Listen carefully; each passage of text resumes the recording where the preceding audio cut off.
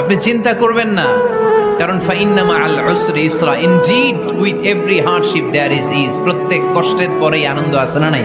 আবু জাহেল ঘোষণা দিল, খবরদার, হজের মৌসুম, হাজী সাহেবরা গোটা বিশ্ব থেকে আসবে, আমার দলের কর্মীরা তোরা যেটা করবি সেটা হচ্ছে হাজীদের কাছে যে বলবি মক্কায় নতুন এক পাগল আসছে, নতুন এক জাদুকর আসছে, নাম মুহাম্মদ।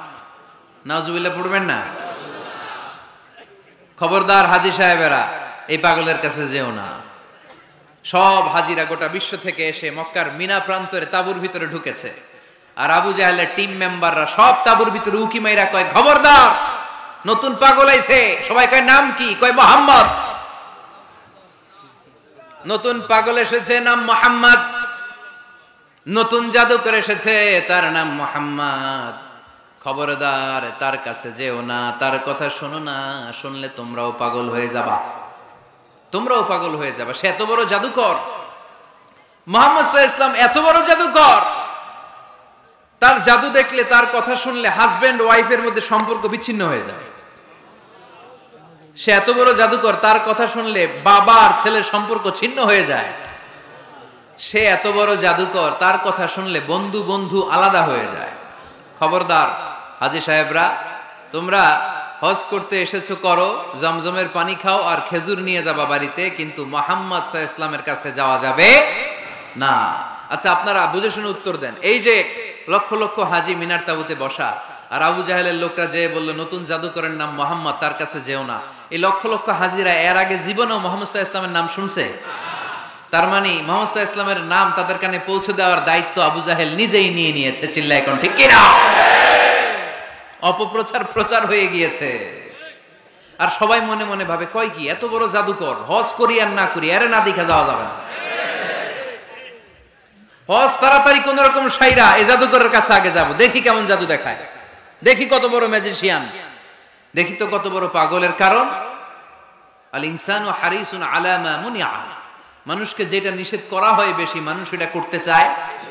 যদি বলি ওদিকে যাবি না, ওর বাপের কিরা ওদিকে যাবে, ঠিক কিনা? এটা আমাদের স্বভাব, আমাদের খাসলা, আমাদের বৈশিষ্ট্য। যেটা আমাদেরকে নিষেধ করা হয় বেশি, ওটা করতে মন চায়। সব হাজীরা মনে মনে ভাবলো, আমরা যাব যাব, তোরা যতই বলিস না কেন যাব যাব, হজের পরে অবশ্যই যাব। দেখা গেল হজের পরে বিশ্বনবী মুহাম্মদুর রাসূলুল্লাহ সাল্লাল্লাহু আলাইহি ওয়াসাল্লামের বাড়ির সামনে বিশাল বড় গ্যাদারিং শুরু হয়েছে। সবাই লাইন ধরে দেখা করতে গেছে। দেখা করতে যে বিশ্বনবীর চেহারা দেখে প্রথম নজরেই সব পাগল। চাঁদের চেয়ে সুন্দর তুমি নবী আমার কামলিওয়ালা, চাঁদের চেয়ে সুন্দর তুমি নবী আমার কামলিওয়ালা, দুজা তুমি প্যারা নবী সাল্লে আলা, দু জাহানের বাদশাহ তুমি প্যারা নবী সাল্লে আলা, চাঁদের চেয়ে সুন্দর তুমি নবী আমার কামলিওয়ালা। সুবহানাল্লাহ পড়েন। গোটা বিশ্বের খ্রিস্টানরা বিশ্বনবীকে নিয়ে এখন মাতোয়ারা। মাইকেল এইচ হার্ট, খ্রিস্টান, একটা বই লিখে গোটা বিশ্ব কাঁপিয়েছেন, দি 100 ranking of the most influential people and person in the world. পৃথিবী কাঁপানো 100 জন মনীষীর জীবনী নিয়ে একটা বই তিনি করেছেন। এই 100 জন মনীষীর জীবনীর মধ্যে যাকে নাম্বার 1 তিনি করেছেন, তিনি হচ্ছেন আমার নবী, আপনার নবী, প্যারা নবী, বিশ্বনবী মুহাম্মদুর রাসূলুল্লাহ সাল্লাল্লাহু আলাইহি ওয়াসাল্লামের। মাইকেল এইচ হার্ট কি মুসলমান? সে একজন খ্রিস্টান। তার মানে ওয়ারাফা'না লাকা যিকরাক, বিশ্বনবীর সম্মান শুধু আমাদের মুখ দিয়ে প্রচারিত হয় না, ইহুদি, খ্রিস্টান, বৌদ্ধদের মাধ্যমেও বিশ্বনবীর সম্মানকে বাড়িয়ে দিচ্ছে কে? I have studied him, the wonderful man, in my opinion far from being antichrist, and he must be called the savior of humanity.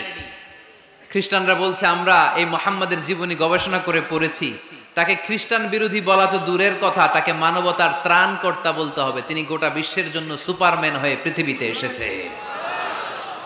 As a father, as a teacher, as a lawgiver, as a lawmaker, Muhammad is the superman of the world. স্বামী হিসেবে, পিতা হিসেবে, নেতা হিসেবে, নবী হিসেবে, মুহাম্মদ ইসলাম সাধারণ কোনো মানুষ নয়, তিনি গোটা বিশ্বের জন্য সুপারম্যান হয়ে পৃথিবীতে আগমন করেছে। ওয়ারাফা'না লাকা যিকরাক, নবী দুশ্চিন্তা করবেন না, টেনশন করবেন না, আমি আপনার সম্মানকে বাড়িয়ে দেব। এই তিনটা নিয়ামতের বর্ণনা সূরা ইনশিরাহের ভেতরে বর্ণনা করলেন কে?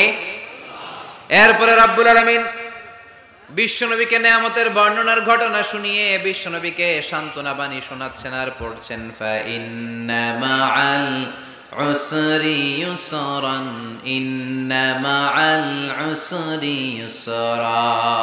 নবী গো, নিশ্চয়ই কষ্টের পরে আছে আনন্দ, দুঃখের পরেই আছে সুখ। সুবহানাল্লাহ।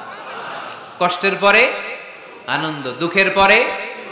The struggle isn't permanent in our life. দুঃখ কষ্ট এটা আমাদের জীবনে পার্মানেন্ট না, এটা সাময়িক। আচ্ছা, আওয়াজ করে উত্তর দেন তো, এক বছরে কয়দিন আপনাদের ফরিদপুরে? কয়দিন? 365 দিন। গত 365 দিনে না খেয়েছিলেন কয়দিন? 20 দিন, 30 দিন।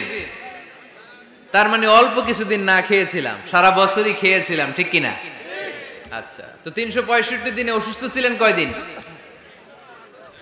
4-5 দিন, কিংবা 20 দিন, কিংবা 1 মাস, কিংবা 56 দিন, কিংবা 65 দিন। তার মানে বাকি 300 দিন আরামে ছিলাম কি ছিলাম না? তার মানে আমাদের জীবনে দুঃখ বেশি না আনন্দ বেশি? সুখ বেশি না কষ্ট বেশি? এজন্য আল্লাহ বললেন, খবরদার, মুমিন কখনো হেরে যায় না, মুমিনের হারাবার কিছু নাই। মুমিনের জীবনে যদি আনন্দ আসে, মুমিন শুকরিয়া করে, শুকরিয়া করলে সওয়াব আছে না নাই? আর মুমিনের জীবনে যদি দুঃখ আসে, মুমিন সবর করে, ধৈর্য ধরে, ধৈর্যেও সওয়াব আছে না নাই? তাহলে আমাদের সব দিক দিয়েই তো লাভ। আনন্দের দিনগুলাতে শুকরিয়া করব, আর দুঃখের দিনগুলাতে ধৈর্য ধরবো, দুইটার মধ্যে সওয়াব আছে না নাই? এজন্য বিশ্বনবী বললেন, আজাবান লি আমরিল মুমিন, মুমিনের বিষয়টা খুবই আশ্চর্যের। ফাইন আসাবাতহু সাররাউন শাকারা, মুমিন যদি আনন্দে থাকে সে শুকরিয়া করে, শুকরিয়া করলে লাভ আছে না নাই? ওয়াইন আসাবাতহু দাররাউন সাবারা, আর দুঃখে পড়লে সে সবর করে, ধৈর্য ধরে, ধৈর্য ধরলে সওয়াব আছে না নাই? তার মানে আমাদের হারাবার কিছু আছে। মাঝে মাঝে আল্লাহ আমাদেরকে দুঃখ কষ্ট দিয়ে পরীক্ষা করতে চান, এগুলো আমাদের জন্য খারাপ নয়।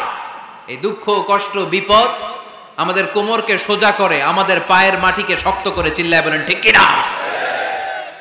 প্রতিকূল পরিবেশে কিভাবে বাঁচতে হয় এই দুঃখ কষ্ট আমাদেরকে শিখায়।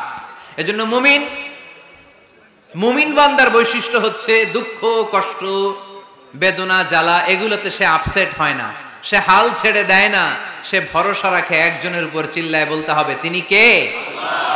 কারণ মুমিন জানে রাত্রি যত গভীর হয়, অন্ধকার তমানিসা ভেদ করে সুবহে সাদিক হয়। মুমিন জানে গর্ভবতী নারীর পেটের